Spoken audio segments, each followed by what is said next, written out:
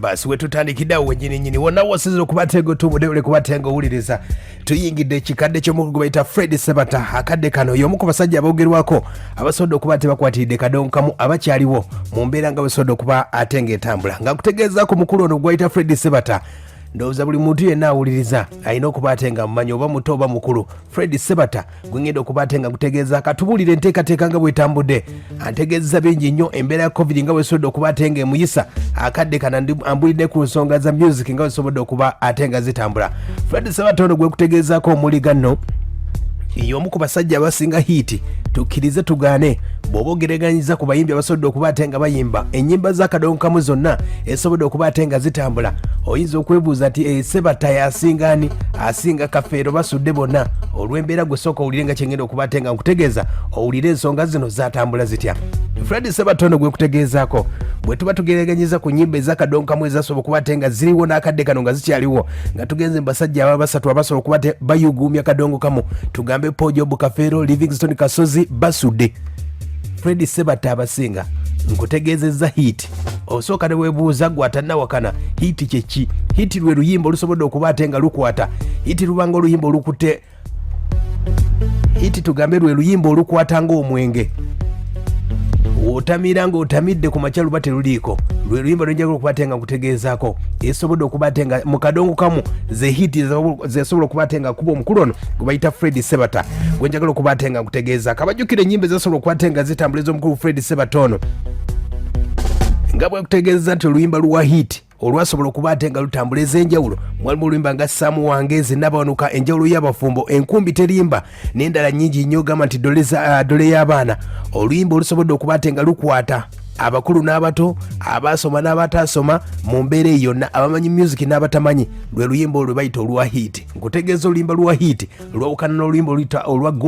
golden song oba oluyimba olutavaawo myaka na myaka kati hit song omukulu gwe bayita Fred Sebatta gwe kutegeezaako y'omu ku basajja abasobola okuba ate nga bakikubira ddala gye bayita hit song okitegedde mu mbeera eyo oyinza okwebuuza aliwo ampeereza akameseji kankunnyonnyola ensonga yonna osobola okuba ate nga ogitegeera tugende omukulu Fred Sebatta nga otegedde bulungi nnyo oyinza okwebuuza nti basudde yali asinga Sebatta obuganze naye nga Sebatta asinga tutumu ekyo nno kitegeere Paulo Kafeero yali wa tutumu era nga yaganja nnyo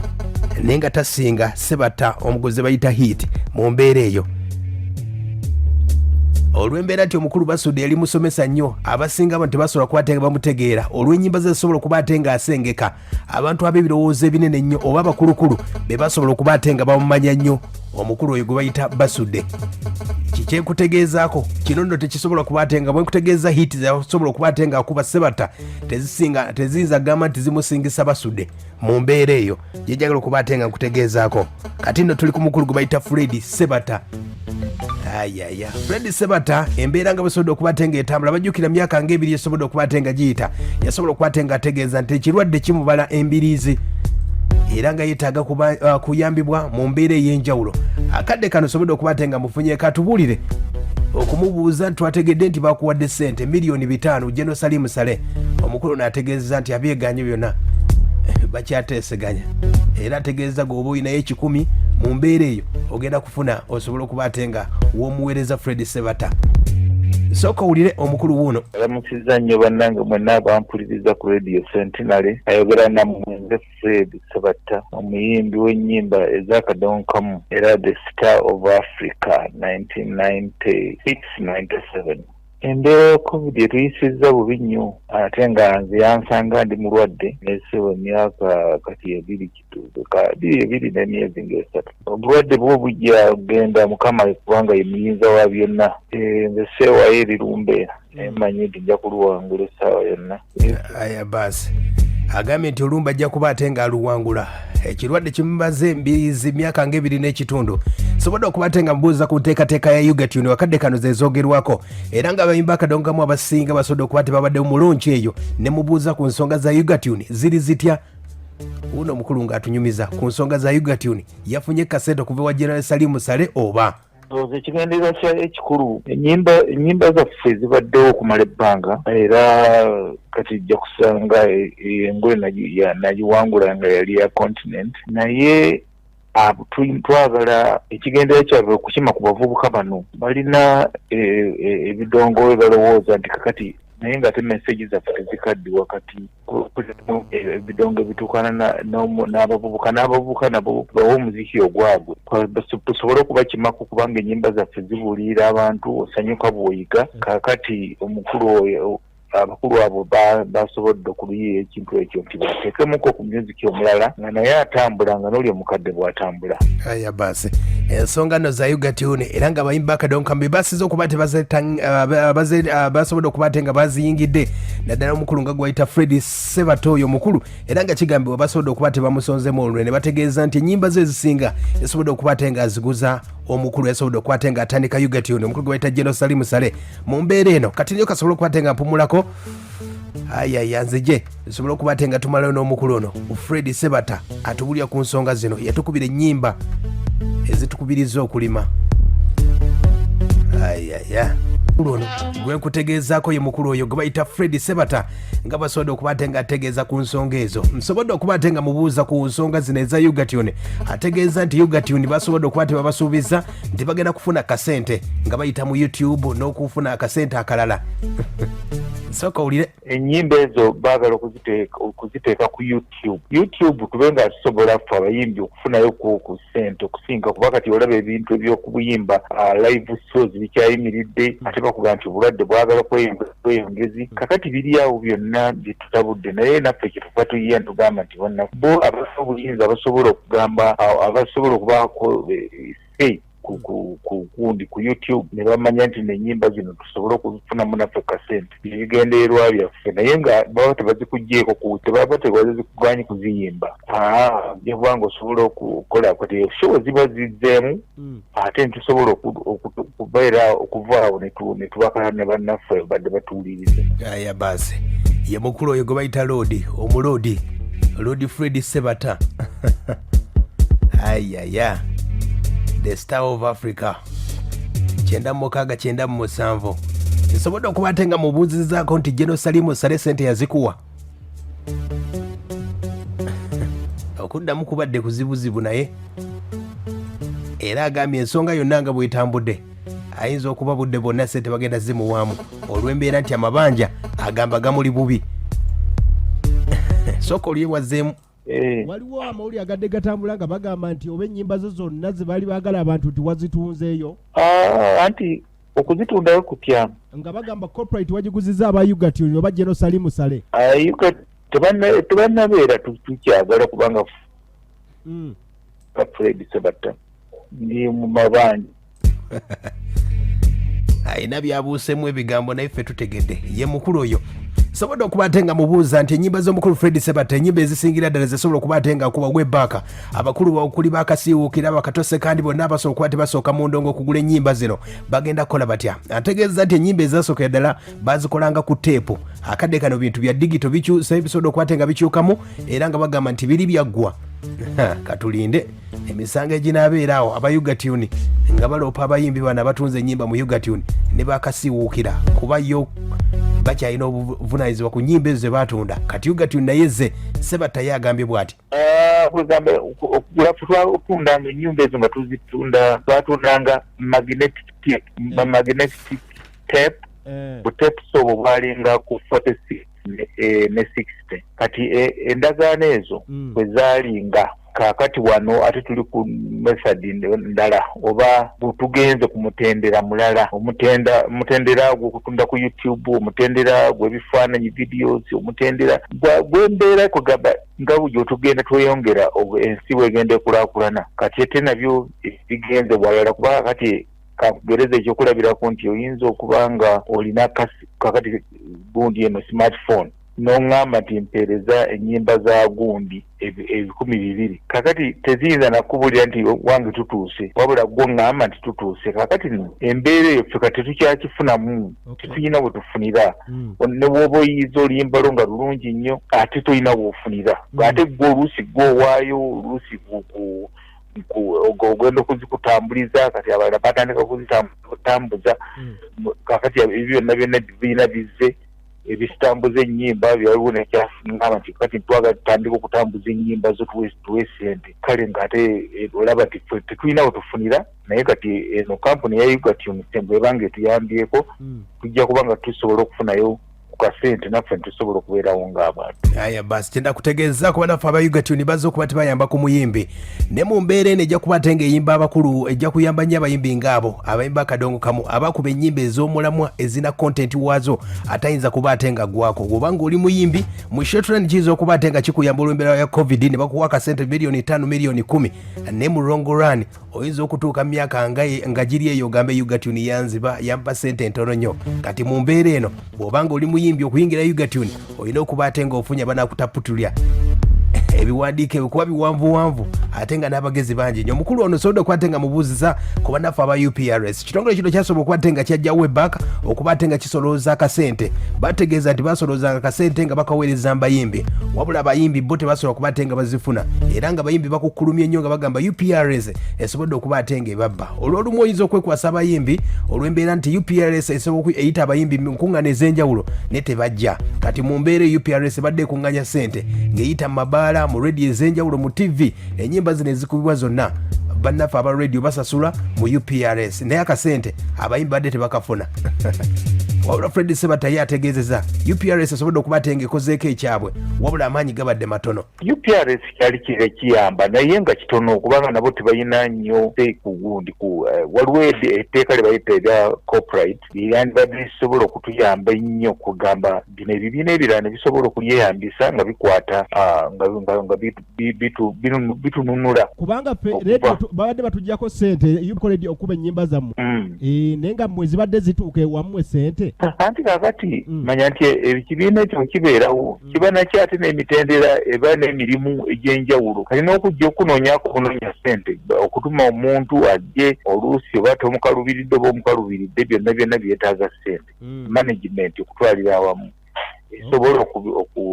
okuddukanya omulimu ogwo kakati kibadde kyokka nga tekirina maanyi gamala naye kati ebibiina ebirala byonna bye baletaddewo ebizze bijja gatta amaanyi awamu bisobole okutuyamba. Aya basi ye mukulu oyo ye akoneddemu nti UPRS esobodde okuba ate ng'ekolamu obula g'amaanyi gabadde matono katulinde tulabe aba Yugatune abayimbi bataakaabe lwakuba bangi basobodde okuba tebavuddeyo nga batandise okugi kale esobodde okuba ate nga mubuuza nti General Salimu Sale ennyimba z'akadonkamu ndowooza mugenda kufuna akasente General Salimu Sale ndowooza y'omu ku bajenerali abasinga okuba ate baagala kadongo kamu abajjukira n'empaka za Wealth Creation omukulu no Fred Sebatta yawangula miliyoni 5 nayagadde okumubuuza sente zino yaziteekawa naye nga bwali omusajja n'ensirika anti ffe twasooka okuvaayoko era naawe oba okiraba ennyimba zaffe zibuulirira abantu zizimbye ebbanga so si za kusanyuka busanyusi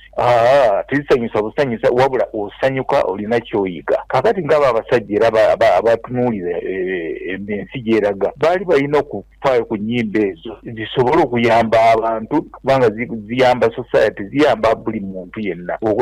amaka ago gayinza okutambulira ku nnyimba ezo era ekisenga ojjukira nti mabega mubadde nga bakyakuba bulungi ennyimba ezo amaka mangi nnyo gabadde matebenkevu naye kyetuba twagala ate nammwe aba radio muddeemu amaanyi muzikube kubanga ziina teziyamba abantu ba bulijjo omuntu wawano wa buli tweyanziza nnyo. Aya basi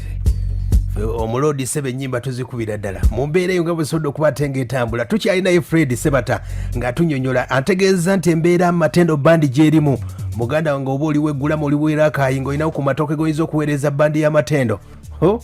sooka owulire era bonna gye bali naye bambi embeera yaabwe si nnungi kubanga oyo omuntu okumala emwaka mulamba n'ekitundu nga tokola naye nga kumpi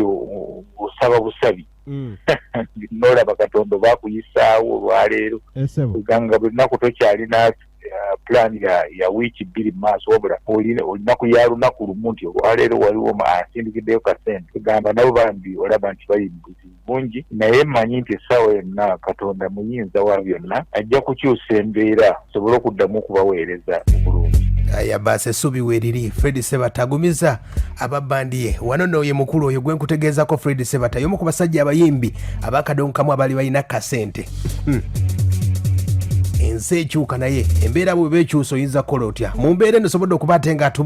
atubulya ku mbeera nga bwetambula agambye ewuwe si birungi ab'e Masaka ab'e Mubende Kampala yonna gy'oyinza okuba ate nga owuliriza akadde kano bw'oba oyinza okuba oyinayo obuyambi bwonna bw'oyinza okumukwasizaako embeera yakyuka nkutegeezako y'omu ku basajja abaali balina ebibanda by'emmotoka emyaka egyo egyayita y'omu ku bayimbi abaali basinga obugagga mu bayimbi bakadongo kamu Fred Sebatta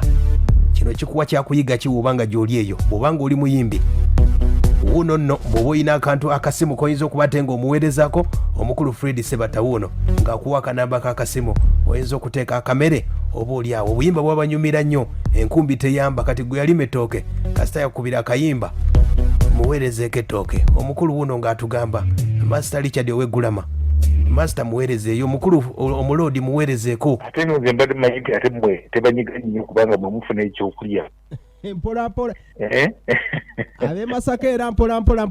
sebo kati abayinza okwagala oba okuwaayo obuyambiyambi mu mbeera y'obulwadde eno bayinza kufuna batya sebo bayinza okubuyisa ku simu eno gye ngenda okuwa ziri bbiri eya MTN eri 077747 ate eya Airtel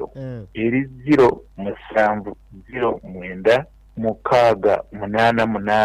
07098688 zonna zireeta mannya gange ga Fred Sebatta omuyimbi.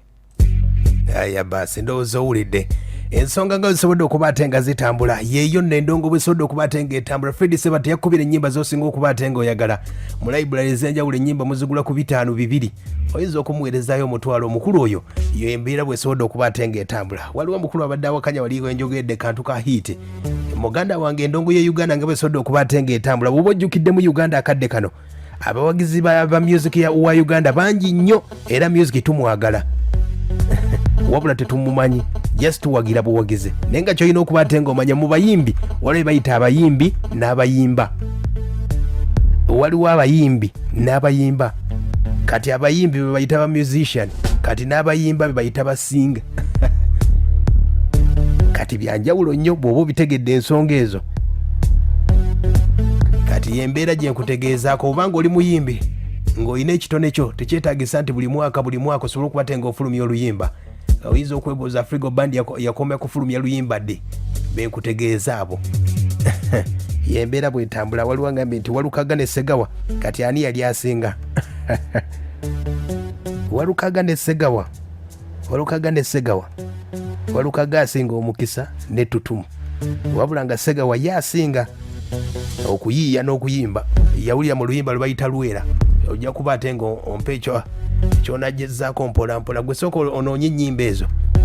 mukulu Gulama mbuuziza ku nsonga eyo ya Segawa ne Walukaga Segawa ayina omukisa Walukaga ayina omukisa ne tutumu Segawa lye lyagaana lwakuba amanyi okuyimba kati embeera yeeyo nno obuganzi ne tutumu ate kati Bobi Wine ayinaki obuganzi ne tutumu yensonga bwetambudde sooka ombulire omukulu we Fred Sebatta embeera eyo esobodde kuba ate ng'ekuyigiriza ki mu mbeera eno gye tutambuliramu ey'akawoyereege onaamuwaayo oba onaakoma kuwuliriza nnyimba zizokka sooka ombulire bw'okuba mpa vibe ssebo tuddukire ddala ssebo ssebo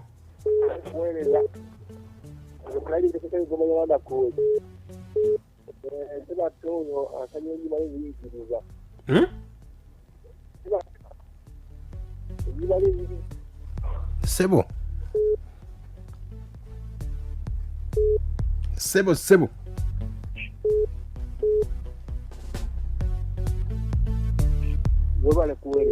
Ebos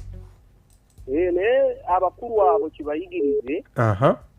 nti nno mu biseera bye bamaze nga bali mu music ate nga batendese n'abalala kati essaawa eno abawuliriza bannaaye naffe tetulina kye tuyinza basuulayo okugyako emirandira gye baasuula aya basi yatuyimbira akayimba enkumbi eyamba enjawulo y'abafumbo abaana bange aya basi Sebo agamba atya ono nsawe tubapulokina ekisaaka naye nze kyendaba Sebatta sente bagikozesa bubi olaba waera omwana ayimba kacheze ni beki sende yakasansanya mu bintu byake kulera ebbanga lyamaze ndabwasinga ne Sebatta emyaka gyamaze bayetegekera nati bapromota bababbanga ebiseera biri wadde zabanga sente ne bakubanga kyalo ku kyalo bene bazonoona akkirize abeere mu mbeera eyo nafe abayimbi ato tujja kale nakukwatirako ebale kuwuliriza Sebo abanike agamba atya webale kuweereza Sebo ono boyimirire ekijombako omukulu yiyo muwulidde kakati omukulu muwulidde naye akasente yakakwata bubi wadde naye tumuyambe kuba omuntu abeera ng'ali bubi tusobola omukwatako n'addawo Sebo obulamu tebugulwa muganda wange kituufu tusobola omukwatirako buli alinayo banaye afu omusajja amutereka akasente ebale kuwuliriza waliwo omuyimbi gwe nali njogera naye muyimbi mukulukulu muyimbi muzeeyi wakazi yantegeeza ng'edda mbu Fred Sebatta gye yagendanga yali alina akasente nga bakutegeezawo Ebya yasobola okuba ate nga ziri zipajere embi ennyo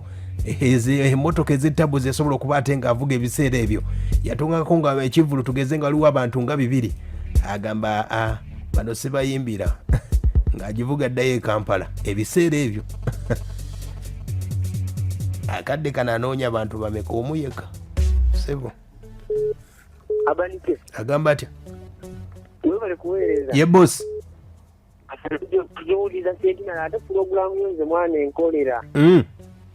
lakube simite amunange Sebo ono aba Robert musayi gwa Liverpool ekyemalansi ogenze n'ogamba nti no bapromota bababbanga ati ate nezo ebibanda by'emmotoka yali akoze nazo bazibba kize tugane sente yazikozesa bubi naye agende omukyalo alime nga bwe yagamba aya basi ekigakeeza kikolokolo bati musayi gwa Liverpool abayimbi abawagizi nga mwakyuka Fred Sebatta bino byanaawulira kale Sebo agamba atya ye bosi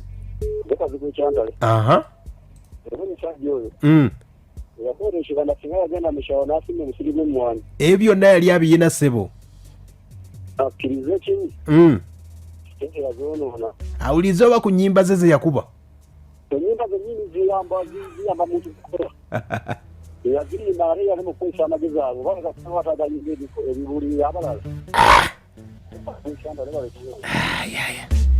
ayaya nange kanjire nga ntudde wano wamanju twewemu byansi byakuleka munnange tofaayo bya ayaya Kafero yakuba akayimba ako nanagira mu ntudde wano wamanju twewemu byansi byakuleka bw'oba oyina konywamu nywamu embeera bwetambudde naye